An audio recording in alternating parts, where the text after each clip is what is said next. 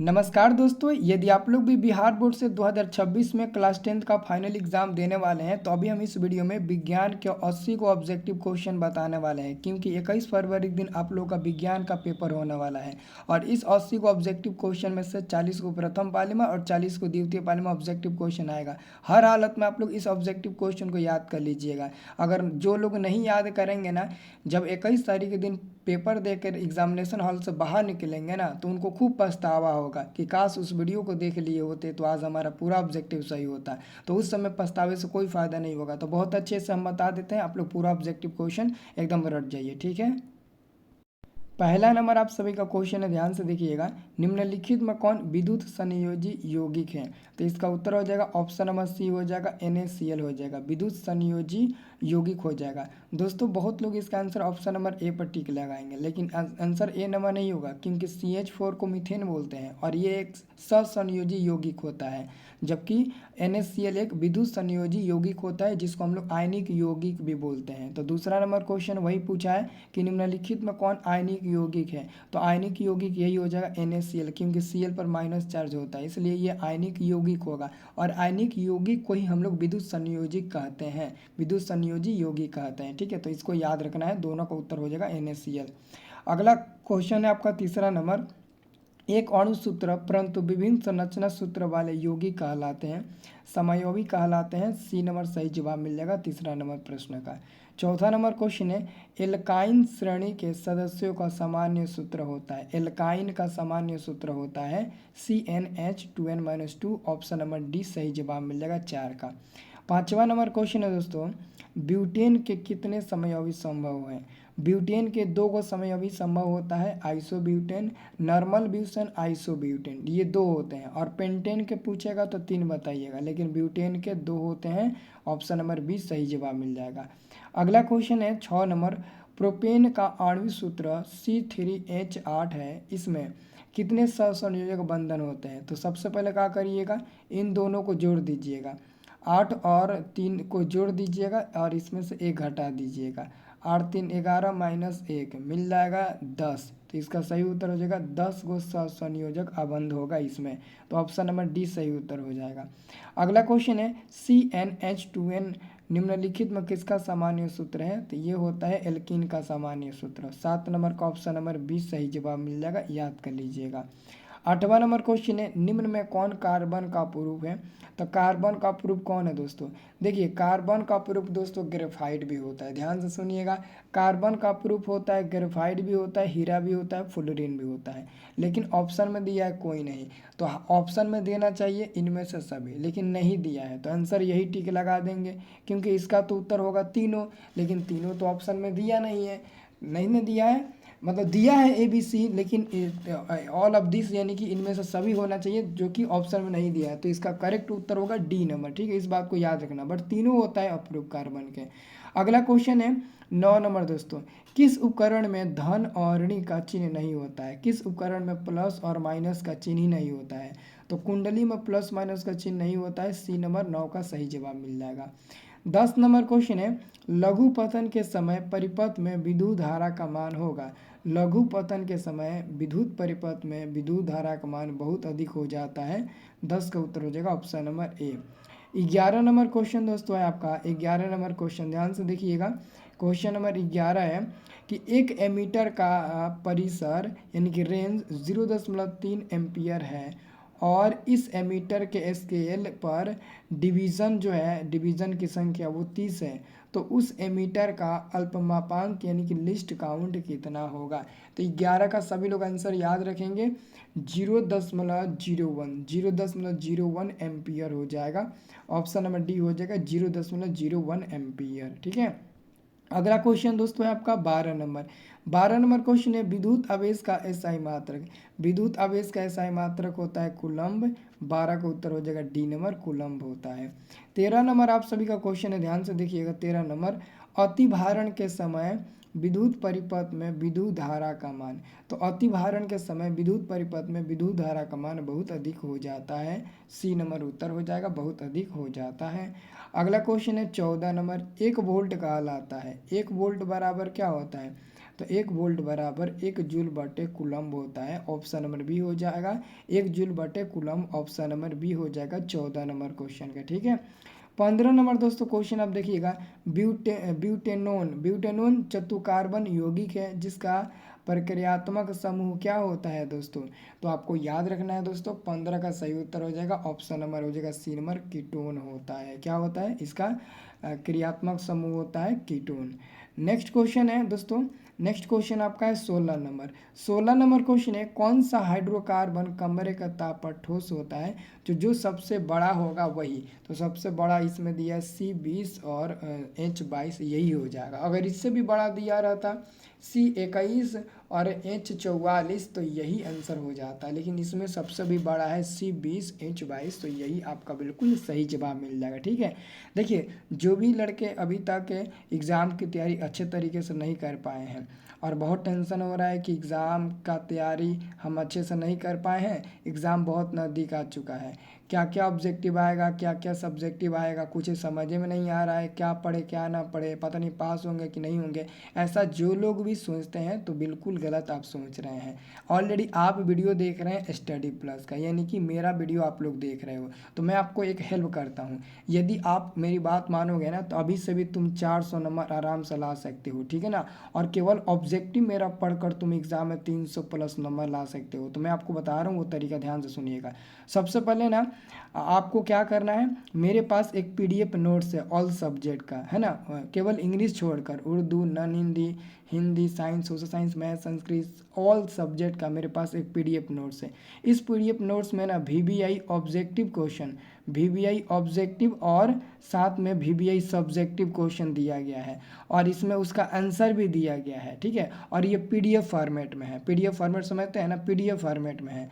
यदि किसी को लेना होगा मैं दे दूंगा, और ये आपको आपके व्हाट्सअप के माध्यम से मैं दूंगा। अगर आप व्हाट्सअप चलाते हैं, आपके व्हाट्सअप पर ये PDF भेज दूंगा, और जितना भी समय बचा हुआ है 10 दिन, 20 दिन, 15 दिन, 1 महीना, उतना दिन आप इस वीडियो को एक बार अच्छे से पढ़ लीजिए। ठंडी का मौसम में रजाई में घुस कर पढ़िए ना, कोई दिक्कत नहीं है ना, कॉपी पेन हो ना, कुछ उलाटने की ज़रूरत नहीं है, मोबाइल में से PDF याद कर लेंगे और सारा क्वेश्चन आपको बोर्ड एग्जाम में टकरा जाएगा। तो आप लोग ले लीजिएगा, लेकिन इसके लिए आपको पैसा खर्च करना पड़ेगा 199 रुपये, लेकिन हम 199 रुपये नहीं लेंगे क्योंकि हमें पता है एग्ज़ाम बहुत नज़दीक आ चुका है। तो हम आपको 50 रुपया छूट दे रहे हैं। आप ना 160 रुपये पेमेंट करके ले सकते हैं, 40 रुपये छूट आपको दिए हैं, 160 रुपये पेमेंट करके आप हमसे ले सकते हैं। अगर कोई सोचेगा कि पैसा देंगे, पता नहीं सर देंगे कि नहीं, तो देखिए मैं इतने बड़े प्लेटफॉर्म पर आ चुका हूँ और 140-60 रुपया लेकर किसी को हम स्वर्ग में नहीं चले जाएंगे, हमको पाप ही लगेगा कि किसी का पैसा ले लेंगे और उसको नहीं देंगे PDF। तो ठीक है, और जो लोग सोचते होंगे कि लेंगे कहीं मतलब नहीं लड़ेगा क्वेश्चन, चाहे फर्जी है ये है, तो देखो आपका सोचना बहुत अच्छी बात है, बिल्कुल आप सोच सकते हो, आपका मन। लेकिन एक बात और भी याद रखना, कहीं 1-2 नंबर के चलते आपका 2nd डिवीज़न या 3rd डिवीज़न आ जाए तो फिर स्कॉलरशिप से आप वंचित रह जाएंगे, 10,000 रुपया आपको नहीं मिल पाएगा, 10,000 रुपये के लिए फॉर्म नहीं भर पाएंगे। वहाँ पर आपको सोचना पड़ेगा, काश अगर बात मान लिया होता, 160 रुपया खर्च करके ले लिया होता, तो कुछ 2-4 भी नंबर बढ़ गया होता उसके चलते, तो आज हमारा 10,000 रुपया कोई नहीं रोकता। तो वहाँ पर आपको पछतावा होगा, इसलिए आप ज़रूर ले लीजिएगा। ठीक है, बाकी आगे आपका मन। चलिए अब हम आपको बताते हैं, ये क्वेश्चन पूरा याद करना बहुत ज़रूरी है। 17 नंबर क्वेश्चन है, सिंगल COOH अभिक्रियाशील मूलक को कहते हैं, तो अम्ल कहते हैं, C नंबर सही जवाब मिलेगा 17 का। 18 नंबर क्वेश्चन है आपका, मीथेन किसका उदाहरण है। मीथेन जो है वो संतृप्त हाइड्रोकार्बन का उदाहरण है, ऑप्शन नंबर ए सही जवाब मिल जाएगा। अगला क्वेश्चन है 19 नंबर, निम्न में किस हाइड्रोकार्बन में तीन आबंध होते हैं। तो ऑप्शन नंबर जो सी दिख रहा है ना, इसमें 3 गो आबंध बनेगा, ऑप्शन नंबर सी C3H4 में, क्योंकि लगभग हाइड्रोजन कार्बन के बराबर है, यानी कि कार्बन 3 गो है और हाइड्रोजन 4 गो, कहीं को अधिक है, मतलब कि इसमें ट्रिपल बंड बनेगा। अगला क्वेश्चन है, इथाइलिन में कार्बन कार्बन के बीच 2 आबंध मौजूद है, जिसमें एगो सिग्मा एगो पाई आबंध उपस्थित होता है, एगो सिग्मा बंड और एगो पाई बंड उपस्थित रहता है। 20 का उत्तर हो जाएगा ए नंबर। अगला क्वेश्चन है 21 नंबर, N2 अणु में नाइट्रोजन परमाणुओं के बीच कितने सहसंयोजक बंधन होते हैं। तो N2 के बीच ना हमेशा याद रखना, NN के बीच में हमेशा ट्रिपल बंड बनता है, यानी कि 3 गो बंद बनता है, तो C नंबर उत्तर हो जाएगा 3 को बनेगा। अगला क्वेश्चन है 22 नंबर, मीथेन में कितने संयोजक बंधन होते हैं? तो मीथेन का सूत्र होता है CH4। कितने होते हैं? CH4 होते हैं। कितने होते हैं? CH4 होते हैं। अब दोस्तों CH4 होते हैं ना, तो ये काम करना है, इसमें आपको बताना है कितने संयोजक बंधन बनते हैं। तो सबसे पहले इसका संरचना सूत्र बना दो। C एगो ले लो, कार्बन एगो, और चारों तरफ हाइड्रोजन ले लो। अब बताओ कौगो इसमें आबंध दिख रहा है? एगो, दूगो, तीन गो, चार गो दिख रहा है ना, तो चार उत्तर हो जाएगा बी नंबर। अगला क्वेश्चन है 23 नंबर, इथाइल अल्कोहल का अणु सूत्र पूछा गया है कि इथाइल अल्कोहल का अणु सूत्र क्या होता है? C2H5OH इथाइल अल्कोहल का अणु सूत्र होता है। 23 का ऑप्शन नंबर 20 सही जवाब मिल जाएगा। 24 नंबर क्वेश्चन है, चीनी का रासायनिक सूत्र क्या है? चीनी का रासायनिक सूत्र होता है C12H22O11। सी नंबर सही उत्तर हो जाएगा 24 नंबर क्वेश्चन का। 25 नंबर क्वेश्चन है दोस्तों, इथाइल अल्कोहल का व्यापारिक उत्पादन किस रासायनिक क्रिया द्वारा किया जाता है? तो Q1 द्वारा किया जाता है। 25 का ऑप्शन नंबर ए सही जवाब मिल जाएगा। 26 नंबर क्वेश्चन है, वायुमंडल में CO2 गैस की उपस्थिति, वायुमंडल में CO2 गैस की उपस्थिति 0.03% है। 26 का उत्तर हो जाएगा सी नंबर सही जवाब। 27 नंबर क्वेश्चन है, एल्काइन कौन है? एल्काइन, तो एल्काइन में ट्रिपल बॉन्ड बनता है, तो वही एल्काइन होगा C2H2, ये एल्काइन हो जाएगा। क्योंकि दो गो हम लोग कार्बन लेंगे और इधर एगो हाइड्रोजन, एगो इधर हाइड्रोजन डाल देंगे, और बीच में क्या करेंगे? ट्रिपल बॉन्ड लगाएंगे, तब चार गो से ये और चार गो से ये संतुष्ट होगा। ठीक है, चार गो बॉन्ड से, तो इसी में दोस्तों ट्रिपल बॉन्ड बनता है और यही एल्काइन हो जाएगा सी नंबर। अगला क्वेश्चन है 28 नंबर, ओम के नियम का गणितीय रूप। तो ओम का नियम क्या होता है? भी बराबर भी समानुपाती आई होता है ना, तो भी बराबर I/R होता है। तो यहाँ से अगर हम I का मान बाहर निकालें तो भी और बटे में R हो जाएगा, तो I बराबर V/R ऑप्शन नंबर बी में दिया है, तो 28 का हो जाएगा बी नंबर सही जवाब। 29 नंबर क्वेश्चन है, जब किसी चालक तार से विद्युत धारा प्रवाहित होती है तो गतिशील कण होते हैं, तो गतिशील कण जो होता है ना वो इलेक्ट्रॉन होते हैं। डी नंबर सही उत्तर हो जाएगा 29 नंबर क्वेश्चन का। 30 नंबर क्वेश्चन है, हमारे घरों में जो विद्युत आपूर्ति की जाती है वह दोस्तों 220 वोल्ट पर प्रतिरोधी धारा होती है। सी नंबर सही जवाब मिल जाएगा। 30 का उत्तर हो जाएगा सी नंबर, आपको याद रखना है। 30 का सही उत्तर हो जाएगा सी नंबर हो जाएगा। अगला क्वेश्चन है, ध्यान से देखिएगा। क्वेश्चन नंबर दोस्तों आपका है 31 नंबर। 31 नंबर क्वेश्चन है, आर ओम प्रतिरोध वाले इन प्रतिरोधों को समांतर क्रम में जुड़ने पर तुल्य प्रतिरोध क्या होगा? N/R ऑप्शन नंबर ए सही जवाब मिलेगा 31 का। चलिए 32 नंबर दोस्तों क्वेश्चन देखते हैं। 32 नंबर क्वेश्चन है, श्वेत प्रकाश वर्णक्रम में किस रंग की किरण का विचलन सबसे अधिक होता है? तो विचलन अधिक उसी का होगा जिसका तरंगदैर्घ्य सबसे कम होगा। तो बैगनी का तरंगदैर्घ्य सबसे कम होता है, इसलिए इसका विचलन सबसे अधिक होगा। डी नंबर सही उत्तर हो जाएगा। अगला क्वेश्चन है, तारे के टिमटिमाने का कारण है। तो तारा क्यों टिमटिमाता है? तो जो तारे होते हैं वो वायुमंडलीय अपवर्तन के कारण टिमटिमाते हुए नजर आते हैं। वायुमंडलीय परिवर्तन नहीं, वायुमंडलीय अपवर्तन। प्रकाश का वायुमंडलीय अपवर्तन सी नंबर उत्तर हो जाएगा। अगला क्वेश्चन है, मानव नेत्र के लिए दृष्टि का स्थायित्व होता है। मानव नेत्र के लिए जो दृष्टि का स्थायित्व होता है वो 1.16 सेकेंड का होता है। 34 का ऑप्शन नंबर बी हो जाएगा, 1/16 सेकेंड का होता है। 35 नंबर क्वेश्चन है, किसी वस्तु का प्रतिबिंब आँख के जिस भाग पर बनता है वह भाग कौन सा है? तो वह भाग दोस्तों रेटिना है। वह भाग कौन सा है? रेटिना, जिसको हम लोग दृष्टि पटल भी बोलते हैं। जिसको हम लोग क्या बोलते हैं? तो जिसको हम लोग दृष्टि पटल भी बोलते हैं, आपको याद रखना है। ठीक है, अगला क्वेश्चन है 36 नंबर, टिंडल प्रभाव प्रदर्शित करता है। तो प्रकाश के प्रकीर्णन को प्रदर्शित करता है। डी नंबर सही उत्तर हो जाएगा। अगला क्वेश्चन है, तरंगदैर्घ्य को सामान्यतः व्यक्त किया जाता है। तरंगदैर्घ्य को मुख्य रूप से मीटर में व्यक्त किया जाता है। मीटर में, सेंटीमीटर में भी कर सकते हो, MM में भी कर सकते हो, ठीक है ना, एंगस्ट्रम में भी कर सकते हो। तो ऑप्शन नंबर ए सही उत्तर हो जाएगा। अगला क्वेश्चन है, प्रकाश का प्राथमिक वर्ण कौन सा है? नीला, हरा, लाल, ये सभी प्रकाश का प्राथमिक वर्ण है। 38 का उत्तर हो जाएगा डी नंबर। 39 नंबर क्वेश्चन है, एक कूलम विद्युत आवेश कितने इलेक्ट्रॉनों कितने इलेक्ट्रॉनों में समय आवेश के तुल्य होता है? तो 6.25 यानी कि 6.25 × 10⁻18। ऑप्शन नंबर 20 सही जवाब मिल जाएगा 39 का। 40 नंबर क्वेश्चन है, पुतली के साइज को नियंत्रित करने वाला गहरा पेशीय डायफ्राम क्या कहलाता है दोस्तों? तो 40 का उत्तर आपका हो जाएगा ऑप्शन नंबर हो जाएगा 40 का परितारिका। ऑप्शन नंबर आपका हो जाएगा ए नंबर परितारिका कहलाता है। अगला क्वेश्चन है 41 नंबर, आकाश का नीला रंग होना किस परिघटना का परिणाम है? तो प्रकाश के प्रकीर्णन का परिणाम है। ऑप्शन नंबर सी हो जाएगा। अगला क्वेश्चन दोस्तों है, नेक्स्ट क्वेश्चन आपका है 42 नंबर क्वेश्चन है, दोष रहित नेत्र 25 सेंटीमीटर और अनंत के बीच रखी वस्तु को आसानी से देख पाता है। इसके बीच की दूरी को क्या कहते हैं? तो इसके बीच की दूरी को दृष्टिपरास कहते हैं। इसके बीच की दूरी को दृष्टिपरास कहते हैं। यानी कि 25 सेंटीमीटर और अनंत के बीच की जो दूरी होता है उसी को हम लोग क्या कहते हैं? उसी को हम लोग दृष्टिपरास कहते हैं। क्या कहते हैं? उसी को हम लोग दृष्टिपरास कहते हैं। आपको याद रखना है। अगला क्वेश्चन है 43 नंबर, अति सूक्ष्म कण किस प्रकार के प्रकाश को प्रकीर्णित करता है? तो 43 का सही उत्तर हो जाएगा नीला रंग का। नीला रंग का अति सूक्ष्म कण किस रंग के प्रकाश को प्रकीर्णित करता है? तो वो हो जाएगा नीला। ऑप्शन नंबर सी सही जवाब मिल जाएगा। 44 नंबर क्वेश्चन है, कांच का अपूर्णांक किस वर्ण के लिए अधिकतम होता है? कांच का अपूर्णांक बैगनी रंग के लिए सबसे अधिकतम होता है। सी नंबर उत्तर हो जाएगा।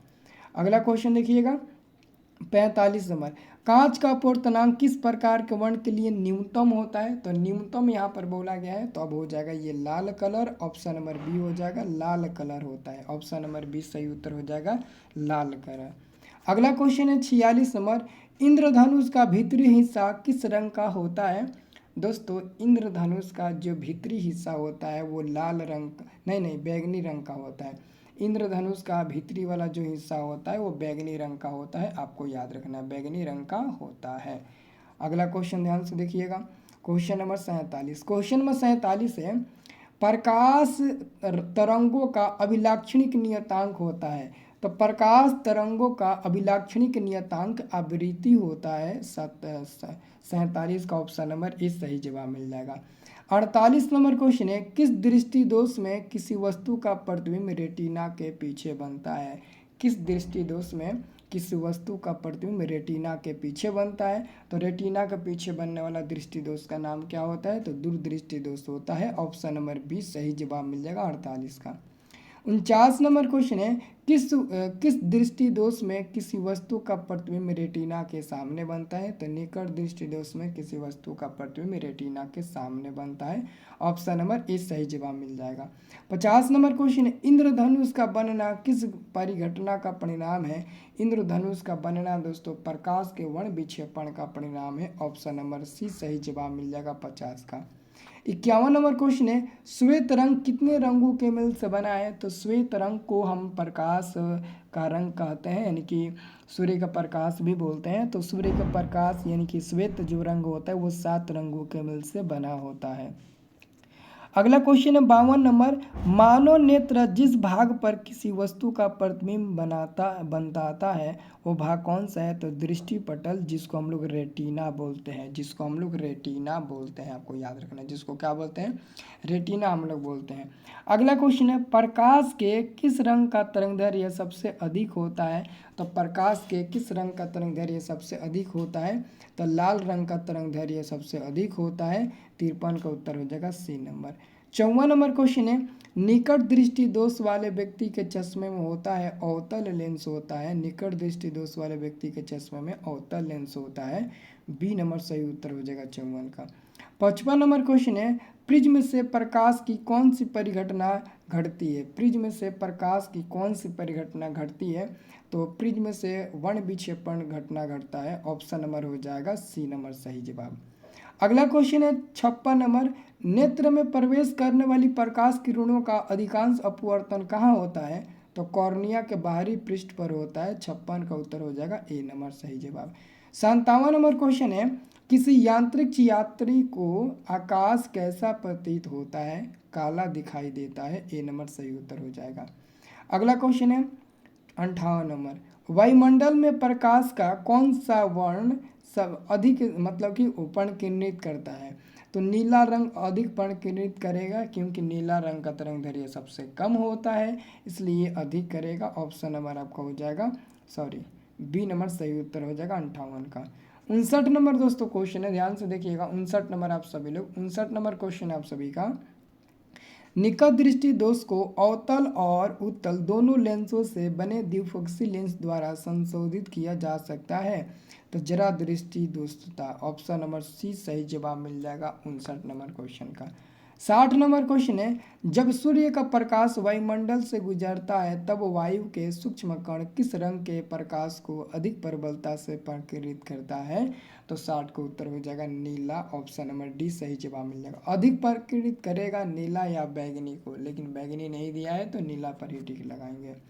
अगला क्वेश्चन है, पुतली के आकार को कौन नियंत्रित करता है। तो परितारिका, जिसको हम लोग आइरिस भी बोलते हैं, ऑप्शन नंबर बी सही जवाब मिल जाएगा 61 का। 62 नंबर क्वेश्चन है, एक साधारण प्रिज्म कितने सतहों से घिरा होता है। एक साधारण प्रिज्म दोस्तों 5 सतहों से घिरा रहता है, सी नंबर उत्तर हो जाएगा 62 का। 63 नंबर क्वेश्चन है, सामान्य नेत्र अधिकतम कितनी दूरी तक की वस्तुओं को स्पष्ट देख सकता है। तो सामान्य नेत्र अधिकतम अनंत दूरी को स्पष्ट रूप से देख सकता है, डी नंबर सही उत्तर हो जाएगा। अगला क्वेश्चन है 64 नंबर, निम्न में कौन प्राकृतिक संसाधन नहीं है। तो जीवधारी प्राकृतिक संसाधन नहीं है, डी नंबर उत्तर हो जाएगा। अगला क्वेश्चन है 65 नंबर, यूरो 2 का संबंध क्या होता है। वायु प्रदूषण से होता है। यूरो 2 का संबंध वायु प्रदूषण से होता है, 65 का उत्तर हो जाएगा option number A. 66 number question है, निम्न में कौन एक भूमिगत जल का उदाहरण है। एक भूमिगत जल का उदाहरण दोस्तों हो जाएगा कुआं, ऑप्शन नंबर 20 सही जवाब मिल जाएगा, कुआं हो जाएगा। 67 नंबर क्वेश्चन है, निम्न में कौन एक उभयलिंगी जंतु है। उभयलिंगी जंतु क्या हो जाएगा, केंचुआ हो जाएगा। केंचुआ एक उभयलिंगी जंतु हो जाएगा, ए नंबर सही उत्तर हो जाएगा। बी नंबर क्वेश्चन है, कोरली फॉर्म क्या है। तो कोरली फॉर्म क्या होता है दोस्तों, जीवाणु, वायरस, इनमें से कोई नहीं, या फिर कवक होते हैं। तो दोस्तों ये एक प्रकार के जीवाणु होते हैं, बैक्टीरिया होते हैं, ऑप्शन नंबर ए सही जवाब मिल जाएगा, ए नंबर। नहीं, ए नंबर नहीं होगा, बी होगा जीवाणु, जो कि एक स्थान पर भी आ चुका है। बी नंबर होगा जीवाणु, जो कि एक स्थान पर आ चुका है, ऑप्शन। अगला है, स्वच्छ जल का पीएच मान होता है। स्वच्छ जल का पीएच मान 7 होता है, एक्यूरेट, ऑप्शन नंबर ए सही उत्तर हो जाएगा। अगला क्वेश्चन है 70 नंबर, पर्यावरण दिवस किस दिन मनाया जाता है। पर्यावरण दिवस हर साल दोस्तों 5 जून को मनाया जाता है, बी नंबर सही उत्तर हो जाएगा। अगला क्वेश्चन है 71 नंबर, गंगा कार्य योजना किस वर्ष प्रारंभ हुई थी। गंगा कार्य योजना किस वर्ष प्रारंभ हुई थी, 1985 ईस्वी में, बी नंबर सही उत्तर हो जाएगा। अगला क्वेश्चन है, चिपको आंदोलन किस वर्ष प्रारंभ हुआ। 1970 ईस्वी में चिपको आंदोलन प्रारंभ हुआ, ऑप्शन नंबर ए सही जवाब मिल जाएगा। अगला क्वेश्चन है, सरदार सरोवर बांध किस नदी पर निर्मित है। सरदार सरोवर बांध जो है ना, वो नर्मदा नदी पर निर्मित है, ऑप्शन नंबर सी सही जवाब मिल जाएगा। अगला क्वेश्चन है, जैव विविधता के विशिष्ट स्थल क्या कहलाते हैं। जैव विविधता का विशिष्ट स्थल जो होते हैं वो वन कहलाते हैं, ऑप्शन नंबर 20 सही जवाब मिल जाएगा, वन। हॉट स्पॉट से कौन कहलाते हैं, वन। अगला है, गंगा की लंबाई।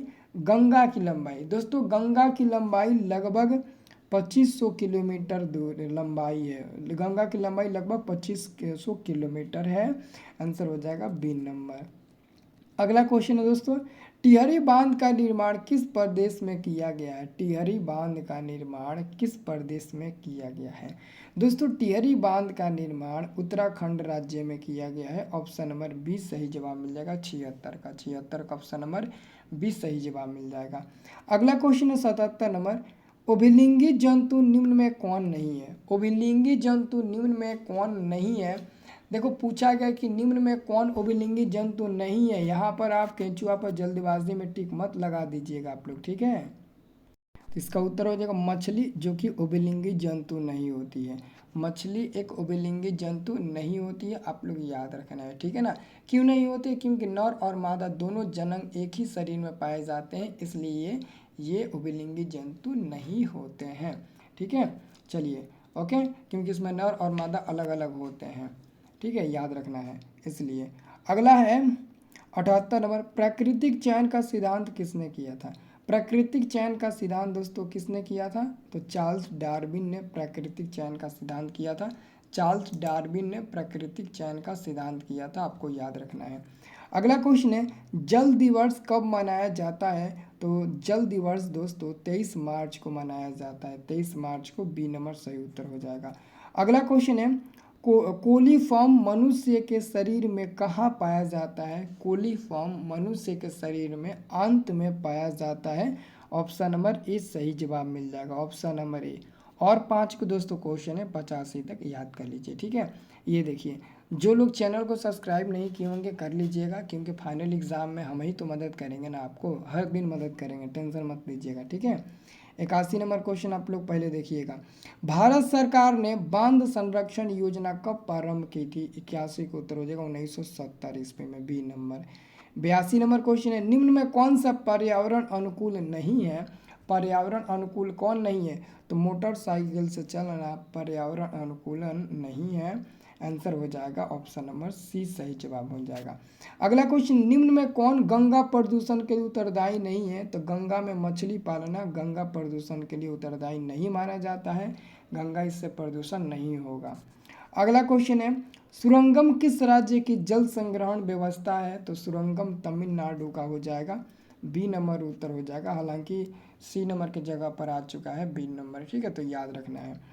और अगला क्वेश्चन है, कर्नाटक में जल संग्रहण स्थान को कहा जाता है? तो एरिस कहा जाता है, एरिस। ऑप्शन नंबर ए सही जवाब मिल जाएगा। तो बस हो गया खलास 50 से ऑब्जेक्टिव क्वेश्चन। वीडियो कैसा लगा कमेंट बॉक्स में ज़रूर बताना। लाइक नहीं किए वीडियो को लाइक कर दीजिएगा, अगर पसंद आया होगा तो वीडियो, ठीक है।